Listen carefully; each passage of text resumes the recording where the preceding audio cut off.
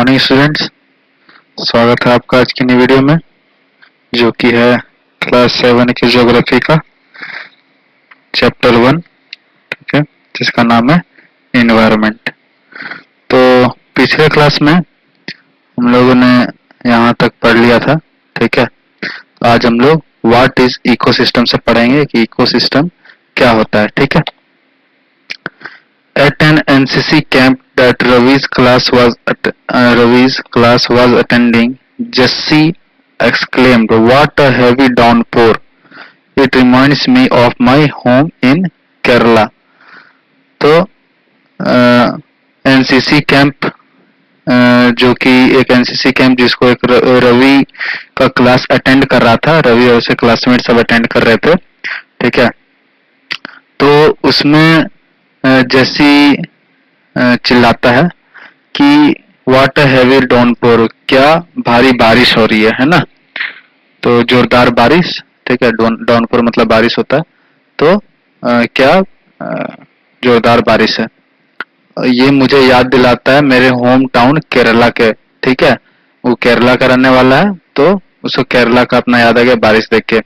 You should come and see how it pours and pours and pours over the lush green fields and coconut plantations. तो तुम्हें वहां आना चाहिए और देखना चाहिए कि वहां पे कैसे बारिश होता है और बारिश होता है और बारिश होता है हरे भरे खेतों पे और जो कोकोनट के पेड़ होते हैं उस पे, ठीक है। क्योंकि केरला जो है वो सी के किनारे है ना, साउथ में। तो वहाँ पे कोकोनट प्लांटेशंस बहुत सारे होते हैं। और Hira from Jaisalmer exclaimed, "We get no rains, we see only कीकर and sand as far as the eyes can see." तो हीरा जो कि है जैसलमेर से, जैसलमेर कहाँ है, राजस्थान में है ना। तो वो चिल्लाता है कि हमारे यहाँ बारिश नहीं होती है, हम लोग को सिर्फ कीकर और बालू ही दिखता है। कीकर पेड़ होता है जैसे बबूल, ठीक है, खैर, ये सब जो हो गया ना, सब कंटीला पेड़ होता है, ठीक है। तो वहां पे कीकर और सैंड ही, बालू ही देखने को मिलता है जहां तक आपकी नजरें जाती हैं, ठीक है। But you also find camels, said Ravi. तो रवि बोलता है लेकिन आपको वहां पे कैमल्स भी मिलेंगे, ऊंट भी देखने को मिलते हैं, क्योंकि रेगिस्तान में ऊंट जो है पाए जाते हैं। हीरा says, "Not just camels. If you visit our desert, you will see snake, lizards and many insects too."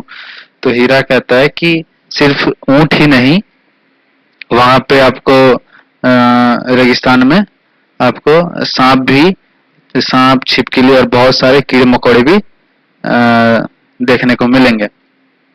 Ravi wondered, why do the animals, the vegetation and the way people live vary from place to place?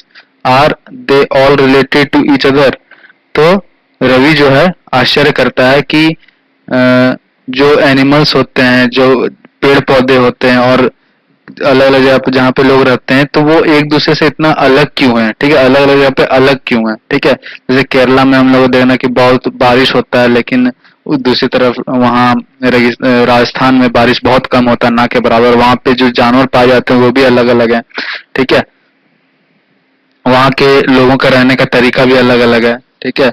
तो राजस्थान में ज्यादा लोग खेती नहीं करते हैं, ठीक है, कि वहाँ पे पानी बहुत कम है, तो वहाँ पे लोग खेती नहीं कर सकते हैं। लेकिन केरला वगैरह में जहाँ पे अच्छा खासा बारिश होता है, वहाँ पे लोग खेती कर सकते हैं। तो जानवर के साथ पेड़ पौधे से लेकर के वहाँ के लोगों का रहने का तरीका भी अलग अलग होता है, अलग अलग जगह पे, ठीक है।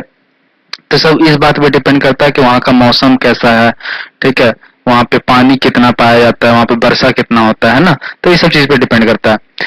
Oh yes, very much so, the teacher replied. तो are they all related to each other? तो बोलता है कि ये सब इतना एक दूसरे से अलग होते हैं, लेकिन फिर भी क्या वो एक दूसरे से रिलेटेड है, एक दूसरे से जुड़े हुए हैं? तो टीचर बोलते हैं हाँ, बहुत तरीके से, ठीक है, बहुत हद तक। All plants, animals and human beings depend on their immediate surroundings. तो सभी plants, animals और इंसान जो हैं वो अपने इमीडिएट सराउंडिंग, मतलब उनके जस्ट बगल में जो भी उनका सराउंडिंग है, जो भी चीज है वो उस पर डिपेंड करते हैं, ठीक है। Often they are also interdependent और ईच अदर। और अक्सर क्या होता है, वो जो भी सराउंडिंग में और भी कोई चीज होता है, ठीक है, मतलब सराउंडिंग भी प्लांट, ये प्लांट्स, एनिमल्स और ह्यूमन बींग्स पे डिपेंड करता है, ह्यूमन बींग भी अपने एनवायरनमेंट पे डिपेंड करते हैं, ठीक है, अपने सराउंडिंग्स पे डिपेंड करते हैं। और वो आपस पे भी एक दूसरे के ऊपर निर्भर करते हैं, जैसे प्लांट्स एनिमल्स पे निर्भर करते हैं, एनिमल्स प्लांट्स पे निर्भर करते हैं, और एनिमल्स ह्यूमन बींग्स पे निर्भर करते हैं, ह्यूमन बींग्स एनिमल्स पे निर्भर करते हैं। तो डायरेक्टली इनडायरेक्टली जो है ये लोग जो है एक दूसरे पे निर्भर करते हैं। This relation between the living organisms as well as the relation between the organisms and their surroundings form an ecosystem. तो ये इन लोग के बीच का जो रिश्ता है, ठीक है, जो भी जीव जंतु है उनका आपस में जो रिश्ता होता है, ठीक है, एक दूसरे से जो रिलेशन होता है, और उस ऑर्गेनिज्म का अपने सराउंडिंग से साथ जो रिलेशन होता है, ठीक है, उसको हम लोग इकोसिस्टम कहते हैं, ठीक है। There could be an ecosystem of large rain forest, grassland, desert, mountains, lake, river, ocean and even a small pond. तो इकोसिस्टम बड़ा सा जो हरा भरा जंगल, वर्षावन भी हो सकता है, घास का मैदान भी हो सकता है, डेजर्ट भी हो सकता है, ठीक है। ऐसा नहीं कि डेजर्ट जो है इकोसिस्टम नहीं हो सकता, क्योंकि वहां पे भी कुछ हद तक जीव जंतु पाए जाते हैं, है ना, वो भी एक दूसरे के ऊपर डिपेंड करते हैं। और फिर माउंटेन्स वगैरह जो है, पहाड़, वो भी झील, नदी, समुंदर, तो ये सब छोटा, यहाँ तक कि छोटा तालाब भी एक इकोसिस्टम है। Do you think the park in which Ravi and his friends played formed an ecosystem? तो क्या आपको लगता है कि रवि और उसके दोस्त जिस पार्क में खेल रहे थे वो भी एक इकोसिस्टम है? तो हाँ है, क्योंकि उस इकोसिस्टम में आपका इन्वायरमेंट है, जो लोग हैं, ठीक है, उनके आसपास जो भी चीज है, चाहे वो हम लोग देखे थे कि इन्वायरमेंट में आपका लिविंग थिंग और नॉन लिविंग थिंग दोनों आता है, ठीक है, तो वो इनका एनवायरनमेंट हो गया। और वहाँ पे जीव जंतु भी हैं, वो रवि है, उसके फ्रेंड्स है, और वहाँ पे जो पार्क है वहाँ पे कुछ चिड़िया भी हो सकती है, कुछ तितलियां भी हो सकती हैं, कुछ छोटे मोटे कीड़े मकोड़े भी हो सकते हैं। तो डायरेक्टली इनडायरेक्टली एक दूसरे के ऊपर डिपेंड करते हैं, तो वही चीज इन लोग को इकोसिस्टम बनाता है, ठीक है, उसी चीज को हम लोग इकोसिस्टम कहते हैं। तो डिटेल में यहाँ पे जान लेते हैं। Ecosystem. It is a system formed by the interaction of all living organisms with each other and with the physical and chemical factors of the environment in which they live, all linked by transfer of energy and material. तो ecosystem जो है वो क्या है, एक system है जो कि बनता है कब, जब लिविंग ऑर्गेनिजम्स एक दूसरे से इंटरैक्ट करते हैं, ठीक है, विथ ईच अदर, ठीक है, एक लिविंग ऑर्गेनिज्म दूसरे लिविंग ऑर्गेनिज्म से इंटरैक्ट करता है, मतलब उसको प्रभावित करता है किसी न किसी फॉर्म में, ठीक है, उस पर असर डालता है, ठीक है। तो लिविंग ऑर्गेनिजम्स एक दूसरे के साथ इंटरैक्ट करते हैं वो, और साथ में ही अपने आसपास के जो इन्वायरमेंट में मौजूद फिजिकल और केमिकल फैक्टर्स हैं। फिजिकल फैक्टर्स मतलब जो भी, मतलब आपका टेम्परेचर हो गया, ठीक है, उस जगह का, वहाँ पे सनलाइट जो हो गया, ठीक है, रेनफॉल कैसा है, वहाँ का सॉइल कैसा है, मॉइस्चर कैसा है, ठीक है, तो ये सब जो है फिजिकल इन्वायरमेंट है, फिजिकल फैक्टर्स है। और केमिकल फैक्टर्स क्या हो गया, जैसे आपका हवा में जो ऑक्सीजन है, कार्बन डाइऑक्साइड है, वो हो गया, किसी चीज को हम लोग खाते हैं तो उसमें जो न्यूट्रिएंट्स है वो हो गया, किसी सॉइल, ये सॉरी सैलिनिटी हो गया, ठीक है, खारापन किसी चीज का, पीएच हो गया, ठीक है, जो हम लोग बोलते हैं कोई चीज कितना एसिडिक है, कितना बेसिक है, ठीक है, केमिस्ट्री में आप लोगों ने पढ़ा होगा जो पीएच बोलते हैं, तो वो कैसा है। तो ये सब चीजें जो केमिकल फैक्टर्स है। तो लिविंग ऑर्गेनिज्म जो है अपने फिजिकल और केमिकल फैक्टर्स का, एनवायरनमेंट में जो फिजिकल फैक्टर्स और केमिकल फैक्टर्स प्रेजेंट है उनके साथ कैसे इंटरेक्ट करते हैं, और साथ ही आसपास जो उनके लिविंग ऑर्गेनिजम्स मौजूद हैं उनके साथ कैसे इंटरेक्ट करते हैं, in which they live all linked by transfer of energy and material। तो जिस एनवायरनमेंट में वो रहते हैं और वहाँ के जीव जंतु के साथ, वहाँ के फिजिकल फैक्टर और केमिकल फैक्टर के साथ जैसे इंटरेक्ट करते हैं, जैसे एक दूसरे को प्रभावित करते हैं, और ये सारा चीज लिंक कैसे आपस में जुड़ा हुआ, कैसे ट्रांसफर ऑफ एनर्जी, ठीक है, जैसे कि आप देख लिए ग्रास हॉपर है सपोज, वो क्या करता है, घास खाता है, ठीक है, तो और फिर ग्रास ऑफर को फ्रॉग खाता है, फ्रॉग को स्नेक खाता है, स्नेक को ईगल खाता है। तो ये एक फूड चेन भी है और साथ साथ में क्या हो रहा है, मटेरियल और एनर्जी का ट्रांसफर हो रहा है। कैसे? तो ग्रास जो है, ग्रास हॉपर जो है, ठीक है, वो ग्रास खाया, ठीक है, तो इसमें जो ग्रास वो खाया वो मटेरियल है, वो चीज है, वस्तु है ना, और उससे खाने से उसको जो एनर्जी मिला, ठीक है, उससे एनर्जी भी ट्रांसफर हो रहा है, उसमें जो भी प्रोटीन्स वगैरह होगा, जो भी कार्बोहाइड्रेट होगा, ठीक है, जो भी मिनरल्स वगैरह वो उसके अंदर चला गया, ठीक है, आपका ग्रास हॉपर के अंदर, तो वो क्या हो गया, एनर्जी का ट्रांसफर। और जो वो खा रहा है घास वो है मटेरियल, ठीक है। तो ग्रास हॉपर को फिर स्नेक खाया, तो ग्रास हॉपर को फिर फ्रॉग खाया, तो फ्रॉग जो ग्रास हॉपर को खाया वो मटेरियल हो गया, लेकिन उसके अंदर जो भी न्यूट्रिएंट्स वगैरह मिल रहा है फ्रॉग को, जिससे एनर्जी उसको मिला, वो एनर्जी ट्रांसफर हो गया। तो इसी तरह ये चलते रहता है। हम लोग जैसे अनाज खाए, तो अनाज का जो दाना है वो हो गया मटेरियल, लेकिन उसके अंदर जो कार्बोहाइड्रेट, जो आपका प्रोटीन वगैरह जो भी उसके अंदर हम लोग को मिल रहा है उसके खाने से, मिनरल्स वगैरह, तो वो क्या हो गया, एनर्जी, ठीक है। हम लोग एनर्जी तो उसी सब चीज से मिलता है ना, तो वो एनर्जी ट्रांसफर हो गया। और तो जो भी जीव जंतु जो है अपने आसपास के जीव जंतु के साथ जैसे इंटरेक्ट करते हैं, उसको जैसे प्रभावित करते हैं, और साथ ही साथ केमिकल और फिजिकल फैक्टर्स जो इन्वायरमेंट के होते हैं, ठीक है, उससे कैसे प्रभावित करते हैं, उससे कैसे प्रभावित होते हैं, और ये सब चीज जो जुड़ा हुआ होता है किससे, एक एनर्जी ट्रांसफर से और मटेरियल के ट्रांसफर से। तो ये सारे चीज को मिला के हम लोग इकोसिस्टम कहते हैं, ठीक है। तो इंटरेक्ट कैसे करते हैं वो, by transfer of energy and material, ठीक है। एक दूसरे को खाते हैं, एक दूसरे के ऊपर निर्भर करते हैं, है ना। तो इसमें क्या होता है, एनर्जी और मटेरियल का ट्रांसफर होता है, इसी को हम लोग इकोसिस्टम कहते हैं। आगे समझ में? चल आगे बढ़ते हैं। अब यहाँ पे देखिए, do you know on 5 June every year world environment day is celebrated. क्या आप जानते हैं कि 5 जून, हर साल 5 जून को जो है विश्व पर्यावरण दिवस जो है मनाया जाता है। तो ये एक इम्पोर्टेंट डेट है, आप लोग इसको याद रखिएगा, 5 June world environment day is celebrated, ठीक है। अब यहाँ पे आते हैं, human environment. Human beings interact with the environment and modify it according to their need. तो इंसान जो है अपना इन्वायरमेंट को प्रभावित करता है, ठीक है, अपना पर्यावरण को प्रभावित करता है और उसको अपने हिसाब से चेंज कर देता है, ठीक है। Early human adapted themselves to the natural surroundings. पहले के जो इंसान थे, ठीक है, वो अपने आप को नेचर के हिसाब से अपने पर्यावरण के हिसाब से अपने आप को ढालते थे, लेकिन आज का इंसान क्या है, अपने हिसाब से पर्यावरण को ढालता है, ठीक है। तो they led a simple life and fulfilled their requirements from the nature around them.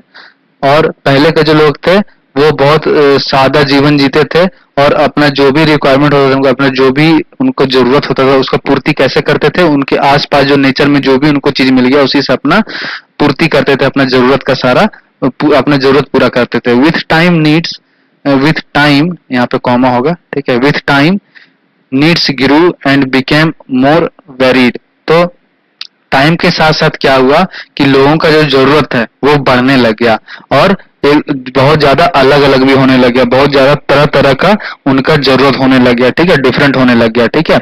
Humans learn new ways to use and change environment. तो इंसान फिर टाइम के साथ साथ नया नया तरीका सीखा अपने पर्यावरण को यूज करने का, इस्तेमाल करने का, और उसको अपने हिसाब से चेंज करने का, ठीक है।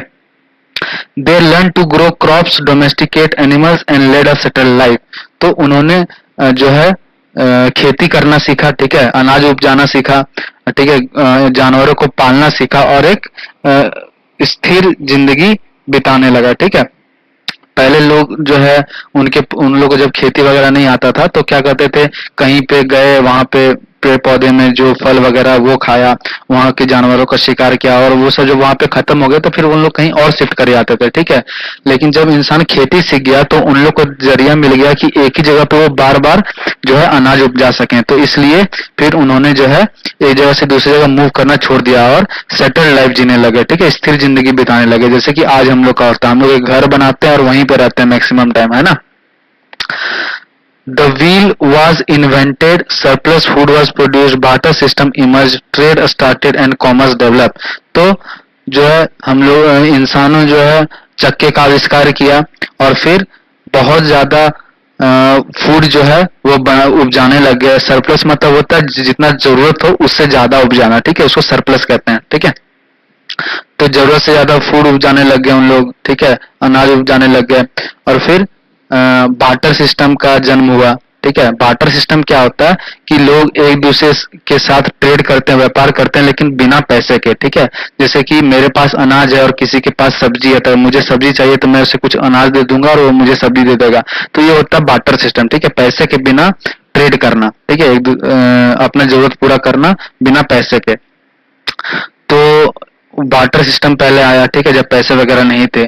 फिर ट्रेड स्टार्टेड, व्यापार शुरू हुआ। फिर कॉमर्स डेवलप हुआ। कॉमर्स मतलब एक तरह से आप ट्रेड कर सकते हैं लेकिन वो लार्ज स्केल पे होता है, ठीक है, उसको हम लोग कॉमर्स कहते हैं।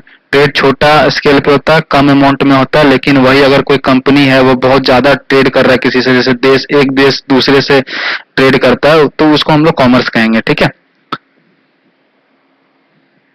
Industrial revolution enabled large scale production.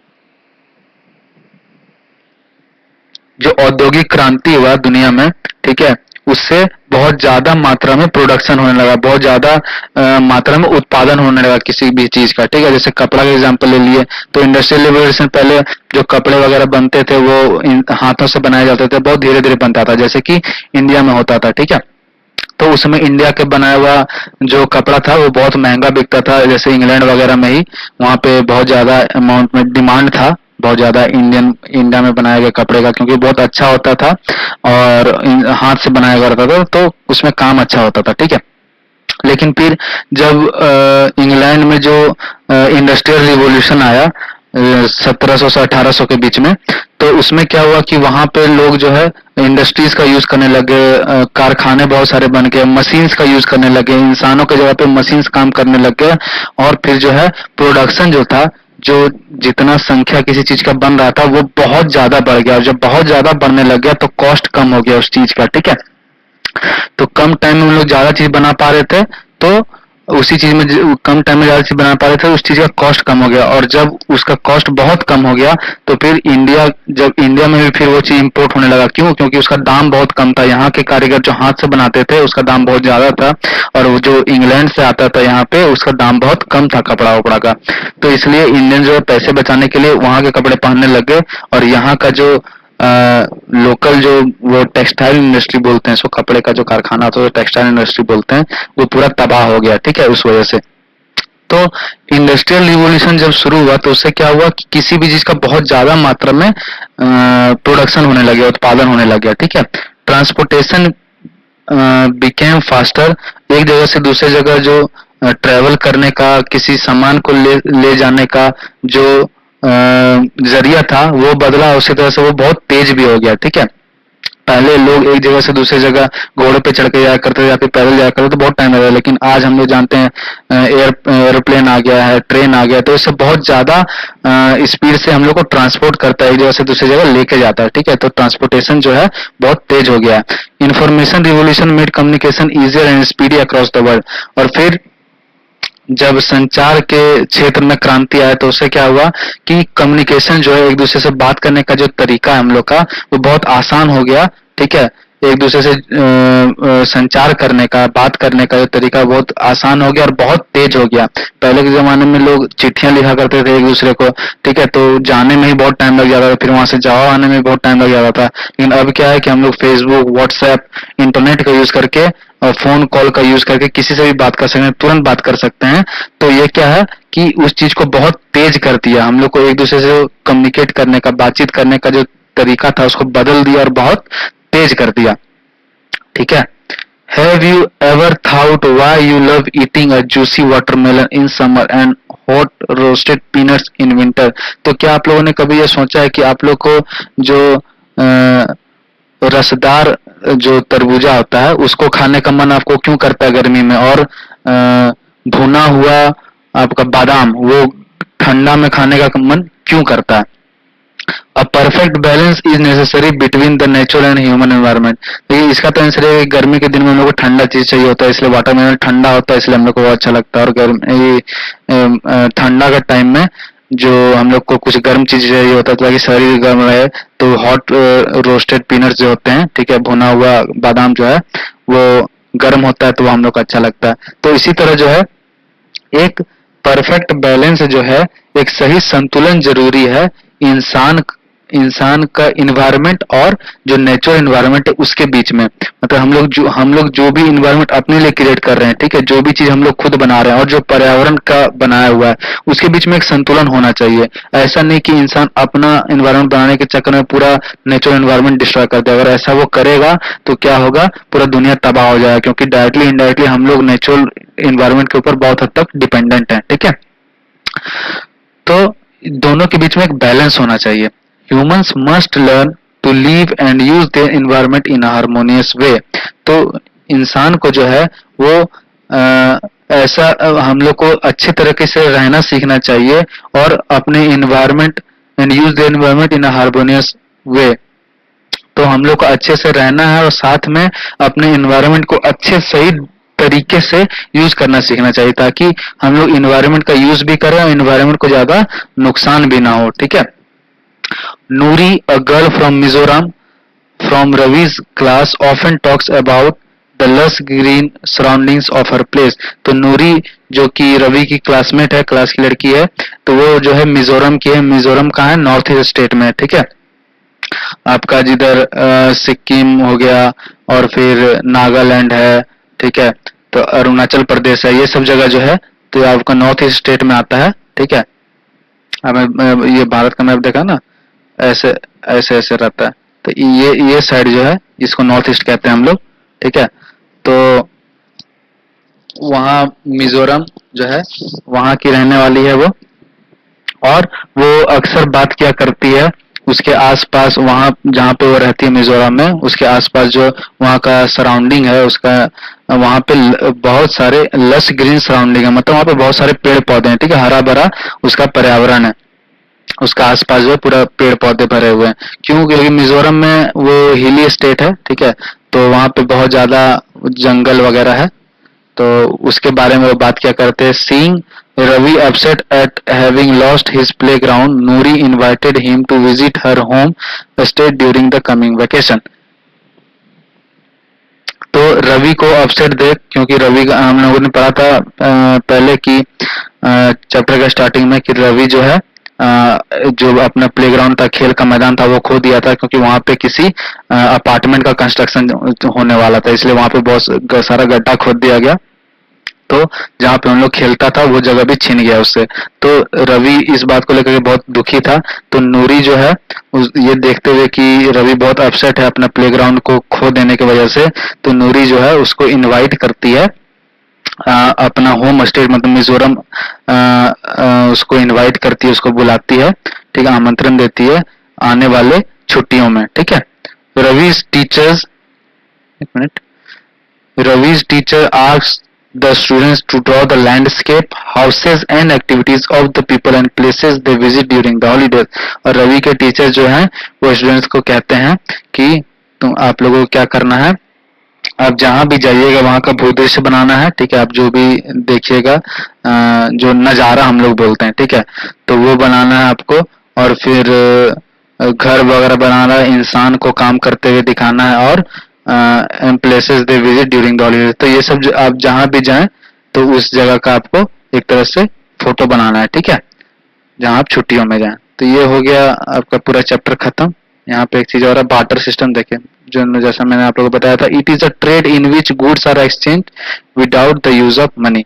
तो बार्टर सिस्टम क्या है? एक ट्रेड का तरीका था पहले जमाने का, व्यापार का तरीका था। उसमें क्या होता था, एक दूसरे से लोग सामान एक्सचेंज करते थे, ठीक है, देन लेन करते थे विदाउट मनी का यूज किए हुए, ठीक है। तो मनी की जगह पे वो सामान देते थे, और किसी सामान लिया और उसके बदले में दूसरा सामान दे दिया जिसका जो उसको चाहिए, ठीक है।